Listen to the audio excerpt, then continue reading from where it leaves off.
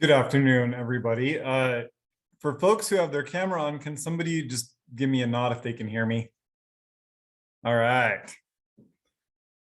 It's good when it all works out. The first time around, which is not something that happens very often with me in technology. Let's see. We are right at 2, so let's get into it. I am going to just adjust my screen momentarily. Give me just a second.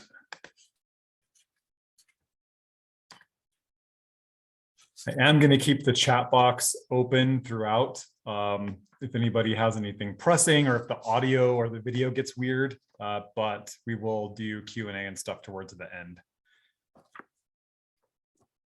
So let's make sure.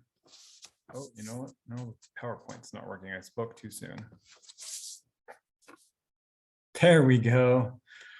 All right, welcome everybody. My name is Josh. I'm a clinical herbalist from here in Salt Lake City, Utah, and we are doing our class today from my apothecary. So you can see that in the background. We're shut on Sundays currently, so provides a nice quiet space to come meet up with all of you. And today we are going to explore the 4 primordial elements, sort of as an overview, which I think will be really fun, but also as they relate specifically to our work with plant medicine. So we're going to meet all of the 4 elements one at a time in person, and then we're going to circle back through and explore ways that we can harmonize ourselves to them if through our beginning round, you've discovered that maybe some of your relationships with them are not so good. So this will be a workshop that I hope will be very inspiring, but also give you some really practical sort of seed hitting the soil type of information that you can put to use today. Plan on probably real close to 2 hours today with the Q&A, give or take. We might move through it a little quicker. We might meander. If you need to take a break or leave, go ahead and do that. I will email all of you a full recording of the entire workshop probably tomorrow, and you will be able to have access to that for 30 days. So you can come back and watch a bunch of times and catch up on what you missed. We will be doing 4 guided journey workings today. So as we're kind of getting started, if there's any way that you might want to adjust your space to make that more comfortable for yourself, grab something to cover your eyes maybe, or create a space where you can lay down for those 4 journeys. They're all going to be only 5 or 6 minutes each, nothing crazy. I don't want you to get sleepy, so we're not going to go in too far. And then what else? Just a little housekeeping here. Note-taking stuff, because as we do this first pass through the elements, I would like for you to be writing down any realizations you have about your own relationship to the elements. So let's see. I think that's it. Let's get into it. Let's get started.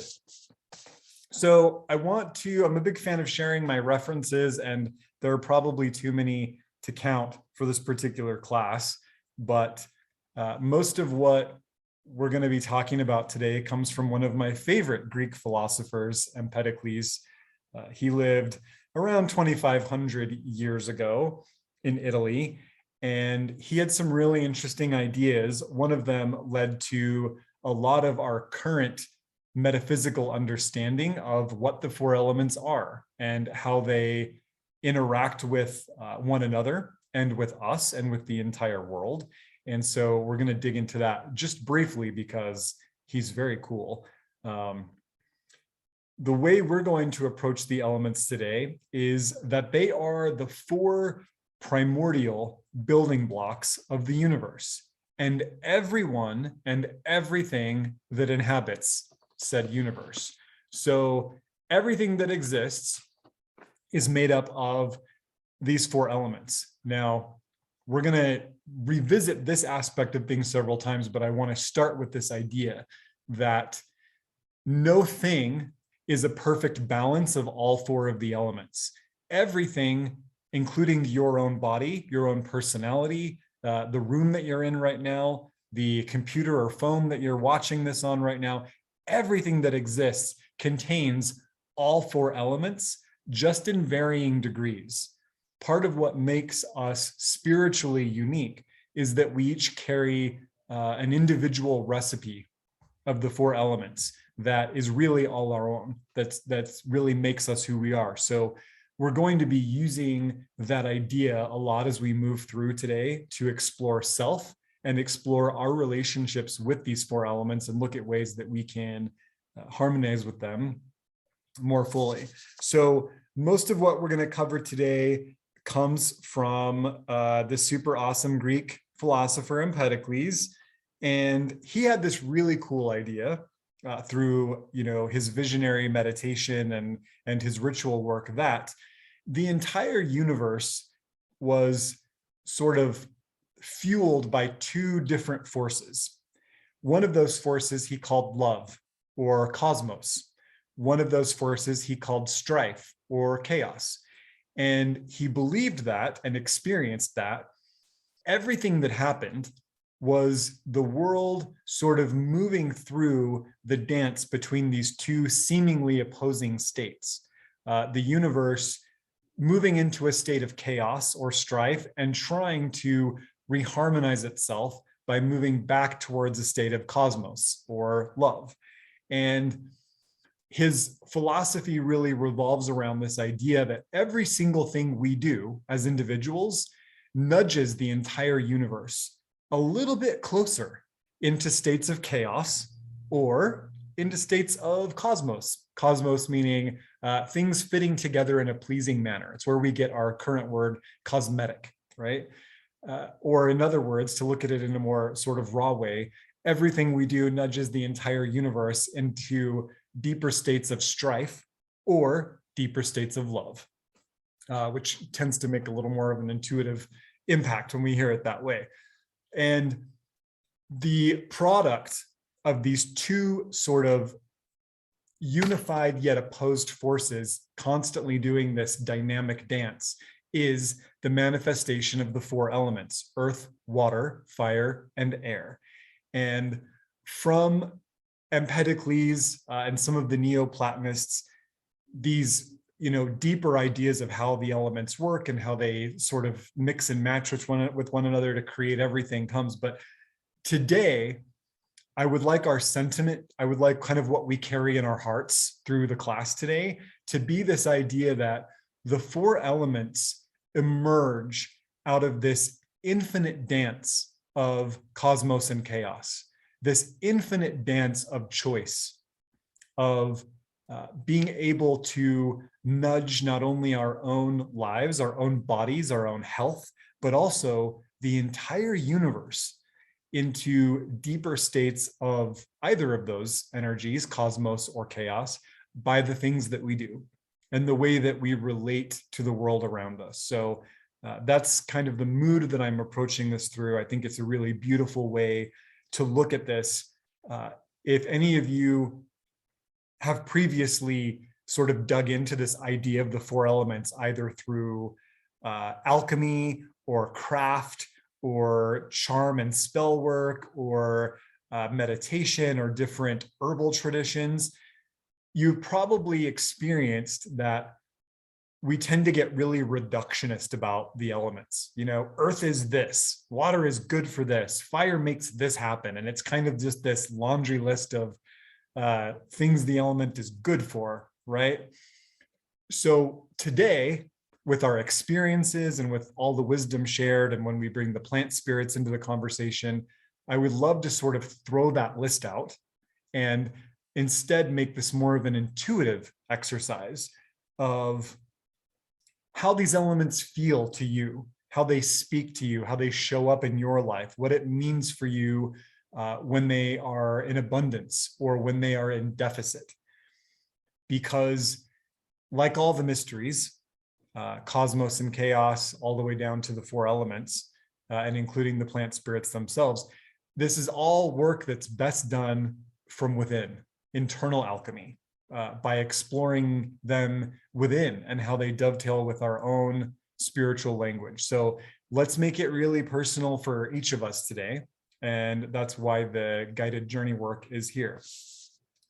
Lots of traditions of herbalism, by the way, use some iteration of these 4 elements, or sometimes 5 elements, as the basis for the way they do plant work.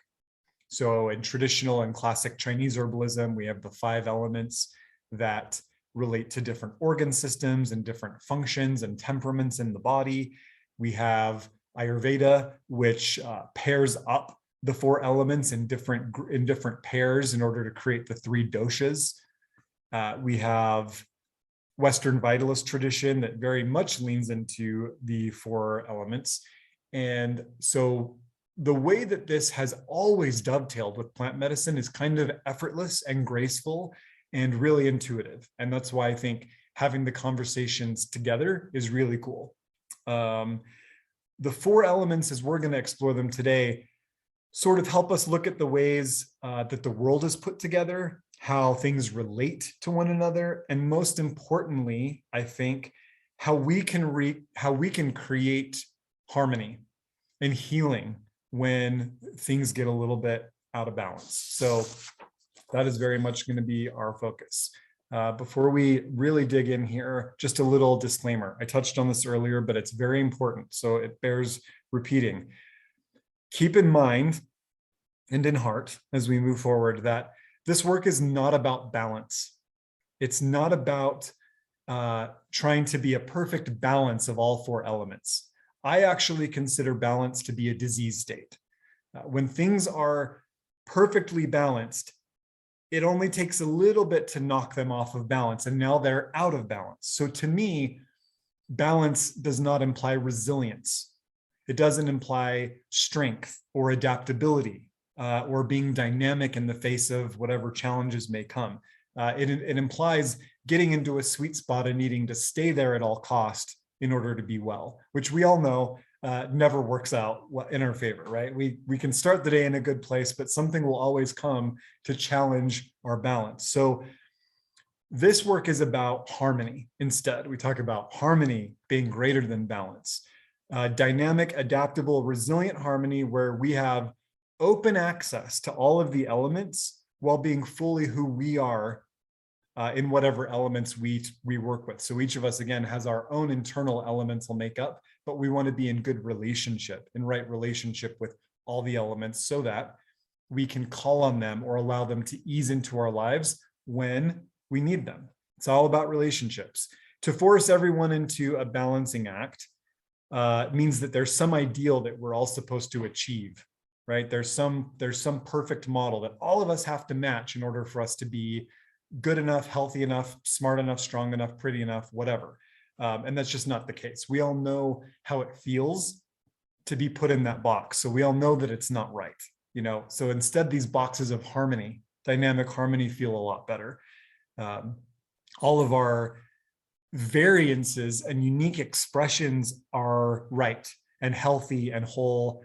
And our elemental work should celebrate and nourish that for each of us. So that's where we're going to go today. And we're going to get into looking at each of the 4 elements now in turn. And as we do this, as we travel through the 4 elements, I invite you to consider which ones speak to your strengths, and also which ones speak to your weaknesses. And you'll see when we get in that we're really going to pick things apart here. So when you see the best parts of yourself reflected in what we talk about, make note of that. I have a really good relationship with earth. I have a really good relationship with air. When you see the challenging aspects of the elements reflect in you, take note of that as well. We want to know by the end of this where you're the most solid, where your relationships with the elements are the strongest. And we also want to know where maybe they're a little weak, where there's some struggle, there's some disconnect, some misunderstanding, because this is an opportunity for us to do some elemental healing, right? So take note as we go. And again, engage your heart, engage your mind, engage your senses. But everything we talk about today is about engaging the intuition. We are trying to intuit our way into what the real mystery of the elements is. So I'm going to be giving you all of these little angles, all of these little puzzle pieces that are not the whole story. They're just enough to try to point you in the right direction, right? So hence the recording, so you can come back through and activate your intuition deeper and deeper. So let's get into the harmony over balance of working with the 4 elements. Our first element is earth. And I like to begin with the physical attributes because I think all of us can really find our way this way. We can figure out how much of us feels like this element and how much of us doesn't, right? Again, all 4 of them are inside of you, but there's usually 1 or 2 that speak the loudest for you as a person. So the physical attributes of earth, when we carry earth within, it's bear energy. And I love working with animal symbols because all of us can intuit what that means. Bear energy is strong, sturdy, and solid. When you watch a grizzly bear move, the pads fully engage with the ground below them. Their steps are slow and intentional and methodical. You can almost visually see the weight of a bear when they walk because each of their steps is just so tactile and drives into the ground. Now, a bear running is a totally different story. We're talking about a bear at a leisurely pace here. So bear has a more solid, dense body, a more dense frame. Their movement is slow and intentional. We'll talk about the slowness of earth energy later. They have a reflection of the land below them in the sense that the land under us is solid and the bear people are solid. There's a solidness about them. These are the people, so we talk about how medicine shows up in our language unintentionally. So one of my favorite things to think of with bear people is the bear hug, right? These are the people that you want to hug from. They give that solid, sturdy, protective, cave-like hug where you kind of can just wrap yourselves up in their energy. Bears very, very touch motivated, very tactile. They connect, again, everything they touch brings them into relationship. Some of the other elements use different sensory faculties to engage. Bear is all about touch. And on the energetic level, they are generally cool. So you think about bear in hibernation, bear living in the cool, dark cave. There is a coolness to this element, which we'll get into a little bit more. Some of the energies that back that up, again, there is a slowness of earth. Okay, if you think about the way that soil moves, that soil changes, it's very slow. In fact, sometimes it happens over thousands of years, slow. There is a coldness to earth. Even in the middle of summer, if you dig just 10 or 12 inches down into the soil and put your hand in there, you will feel a dramatic coolness and a density that challenges the heat of the atmosphere around you. In the wintertime, for most places, that soil becomes frozen. It's permafrost. So there is a cold slowness. And one thing to kind of carry as a symbol here is ice, right? That the molecules of hot water, the reason why water bubbles and moves about and creates steam is those molecules are moving around so fast, right? But as water begins to cool and get cold and eventually freeze, those molecules become slower and slower and more densely packed. And that's what creates the solidity of an ice cube. So there is an ice energy here, a glacial energy about the earth element that we want to intuit. There is a connectedness. Think about the bear and her cubs, loyalty, attachment, protection. They're very, again, very tactile and very sensory.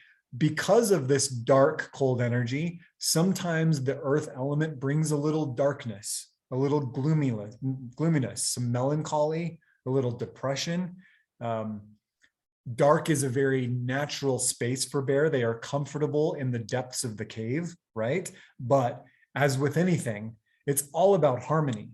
So too much darkness and no relationship to light can kind of push us into these darker places that are hard to get out of. That loyal, attached energy, that love of home, that desire to create the cave, create the den, can also make it hard for earth element to change. Again, we don't see the land change very often. And when it does, it happens over millennia.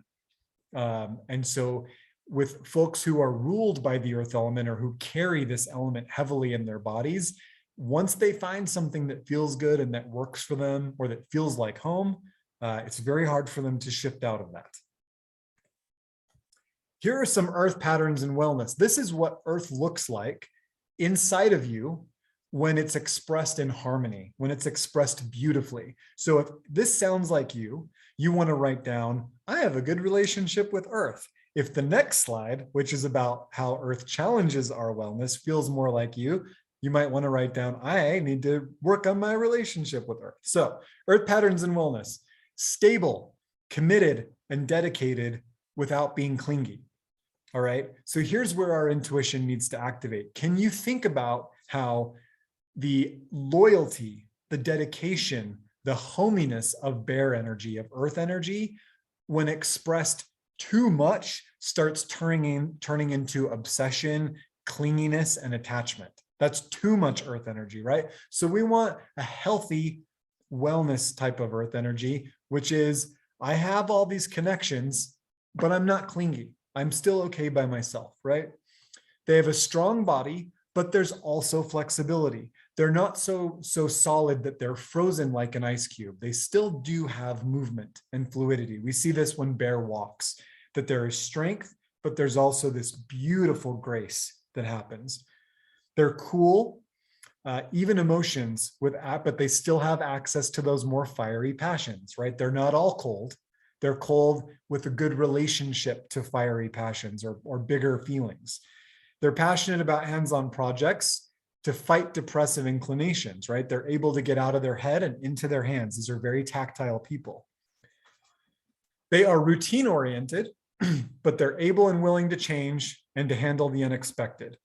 Bear hibernates when it's time to hibernate and wakes up when it's time to wake up. But when things change, when the spring comes a few weeks early or a few weeks late, bear can adapt, right? This is an adaptable expression of earth. They're able to know when it's time to let go and move on. People with a lot of earth element in their constitution, this is something they often struggle with, is knowing when it's time to just be done with something, let it go. They have so much attachment and loyalty, even to toxic things, right? A good relationship with getting things done during the daytime and not staying too late up into the night. Again, they're comfortable in the cave. Earth people tend to like the darkness, the quiet. And so we need to make sure that while we honor that part of us as being native to us, that we also still have a good relationship with daytime. We can go out in the light. We can handle emotionally the bustle, the hustle, the noise of the daytime as it sort of translates into our world these days without it, exhausting us too much. They embrace the darkness without being consumed by it. Again, how to be fully earth without being consumed by earth. They have a good digestive system, which we'll talk about shortly. It relates to earth. They have healthy skin, clear lungs, and a positive connection to movement, right? They're not so heavy and so dense that they can't move. Now let's look at earth patterns in disease. And this is what happens when there's too much, right? There's not enough, or there's too much earth. It's kind of consuming. They become stuck, frozen, stagnant, and lethargic, right? You can imagine now moving from cold water into a frozen ice cube. Now we're just stuck, emotionally or physically or both. They're so connected to the darkness, there's no room for light. There's an unwillingness to even open the blinds, right? Anything, for a lot of earth folk, anything outside of the darkness when they're in this space feels like sensory overload. It feels too much to deal with. They're a mobile, inflexible body that's harder and uncomfortable to move. So they've gone into their hibernation state And now everything is so frozen that even moving feels uncomfortable or painful. They have rigid perspectives even when they lead to suffering. So they understand the connections they have to ideas or people or places are toxic, but they're unwilling to change it. They're unwilling to let it go. Attachment and obsession to people and things that don't bring joy. This is a big earth thing. We see this a lot when we see people doing this, we know, oh, you have way too much earth energy. We have to fix this. Their depression, melancholy, self-loathing, and disconnection from spirituality. They have no connection to art, crafting, or hands-on creativity. They are unable to finish what's been started. This is a lack of earth. Now there's not enough earth, right? Slow digestion, struggling skin, frozen lungs. The strength of the body has gone away. So looking at what earth looks like in wellness and what earth looks like when we have way too much of it or not enough of it. And as we wrap up the 4 elements, we'll understand how to fix this, what we can do to call in more earth when we don't have enough, or call in a different element when we have too much earth to check it. All makes sense. Deficiency. So now we're looking at somebody who has too little earth. Their connection with earth is disconnected. They don't communicate with the earth element. They're uncomfortable with it, right? And if this is you, when we do our guided path working, you're really going to find that out. And you'll say, "I was very uncomfortable for me. I'm going to write it down." So they're all over the place with no ability to settle in, right? We know those people. I'm one of those people sometimes. This is a lack of earth energy. We're not able to land and to center and to ground. Their passions in the heart and head with no practical expression. So they live in their head. They're not able to do anything about it in real life. They can't turn it into something tactile. They're unable to commit to anything. Disloyal, ever-changing, looking for novelty in relationships. They burn out on people really easily. There's no sense of loyalty and commitment and kind of sticking to it, stick-to-itiveness. Stuck in the head in the clouds, overly airy. This is kind of an inkling in the direction we'll go towards our healing. They have a discomfort with quiet and stillness. They always need stimulation. When things get dark and quiet and still, like inside of the bear's cave, they're very uncomfortable. They always need to be moving or speaking to feel comfortable. They might have a fear of being alone in that space in the cave, and hibernating by themselves. They have no sense of home, safe space, or sovereignty of body. This is all very bear energy, feeling at home, creating that den, creating safe space for themselves, enough that they can hibernate and feel secure to let go that much. They have loose digestion, fiery temper, brash decision-making, and a fear of routine, right? We all know this person. We've all been this person as the elements move through us. So now that we have looked at some of our sort of more practical sort of listing out these intuitive cues for what the elements look like, this is how all 4 of them are going to go. We're going to take a moment now and do a guided path working. So we are going to invoke the spirit of earth into our bodies through creative visualization, through spirit journey, to really feel how we feel when we're surrounded this way. And that's what we want to take in is we're on an exploration. We're scientists of the spirit here. We're going to go into the cave and we're going to see what it feels like for us as individuals to sit this way, right? So I'm going to give you, just because this is our first one, I'm going to give you a moment to make yourself comfortable. You can sit up again. It's only maybe 5-minute journey. Sit up if you want, lay down if you want. You can adjust the lighting, cover your eyes, do whatever you want to do to just make this as comfortable as possible so you can really check out. You can really go on the journey. You can stay right where you are if you want. And we're going to begin all 4 of our journeys by just gently relaxing the body. You don't have to overthink it. Relax the body, relax the mind, relax the emotions, relax the nervous system. Let all the parts of you settle.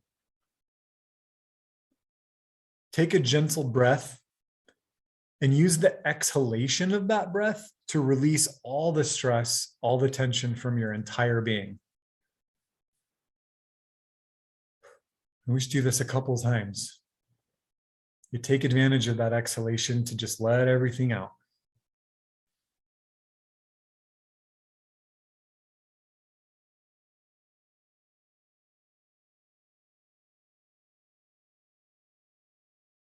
And just slow down. Allow your eyes to close. We're going to be working with the internal vision in this work. Take a moment to really let go into the land beneath you. Whether you're sitting on a chair or the floor, it doesn't matter. Allow yourself to be held and fully supported. Really just stop holding on. Just let the land hold you. And similarly, we want to allow the sky that surrounds us, the atmosphere around us, to also hold us from every angle. Instead of feeling like you need to hold yourself, let the air around you hold you. Let space hold you. You want to do this from every angle so that you can really settle in and move fully into a sense of deep relaxation and stillness.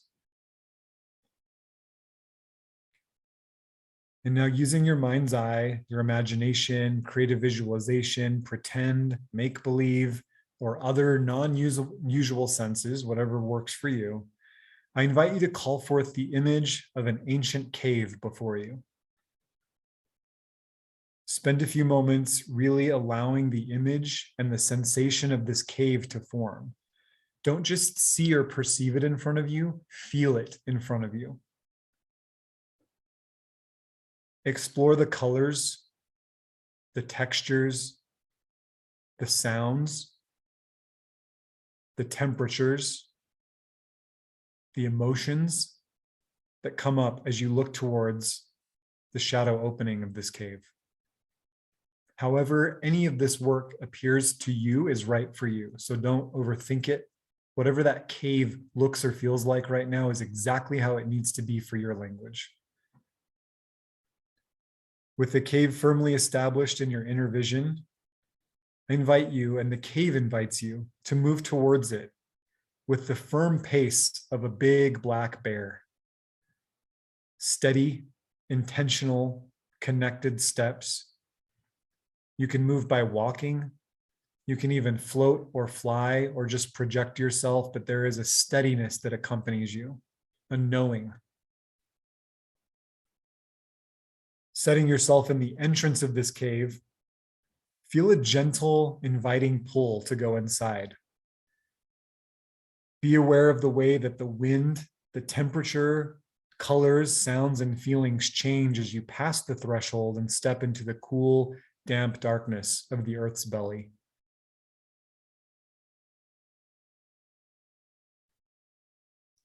Move into the cave just as far as you're comfortable, then settle in. You might go deep, you might stay just a few paces inside. Either is fine. Allow yourself to breathe deep the energy of the underground. Feel the solid energy of the ground below you. Experience being surrounded by the cool, dense structure of rock and compounded soil. Feel yourself slowing down, becoming heavier, becoming quieter, becoming more still. So quiet and still that you may become aware that your own heartbeat makes a sound and that your breath echoes off the walls of this ancient cave.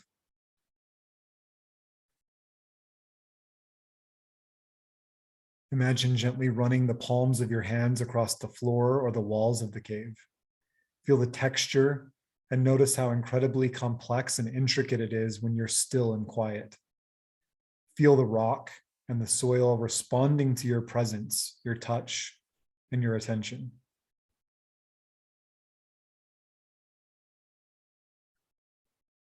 And now turn your attention inward and try to identify the solid, still, silent aspects of yourself.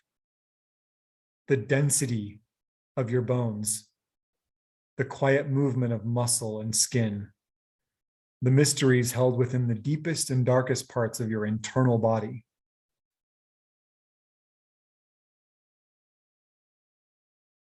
Experience the energy of the earth element as it gives you form, structure, solidity, strength, and presence.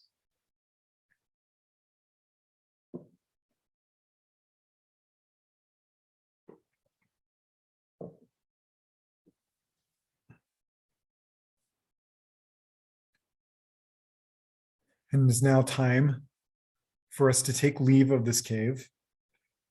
So re-engage with the floor and the walls of this ancient space. Then retrace your steps back out into the light. Gently and slowly move towards the opening of the cave, past the threshold, and return back to our world of light.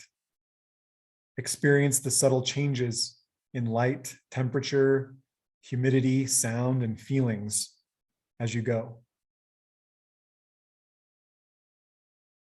And return to your physical body as it rests in your safe space. Gently begin to rock, tap, massage, or stretch to re-engage with your physical body. When you're ready, allow your eyes to gently drift open to welcome you back into the world of the four elements. Now, if there are any folks who struggle with getting all the way back after a journey, you can drink some cool water or take a bite of some food. You can get up and stretch. You can visually engage with the room around you, look at different colors and different textures, kind of helps slide you back in a little quickly. And with that earth journey still in our minds and our hearts and our senses, I'm going to give you just a moment here to jot down, what was your relationship like with the earth based on our conversation earlier and based on our journey just now? How does this element feel to you? How do the words that we use to talk about earth feel? How does the cool solidity of earth feel? Is it comforting to you? Is it uncomfortable? What emotions maybe came up for you during the discussion or the journey? What memories, what judgments? Just jot down any ideas that you want to carry with us into the part of our discussion today where we talk about healing our relationship with the elements.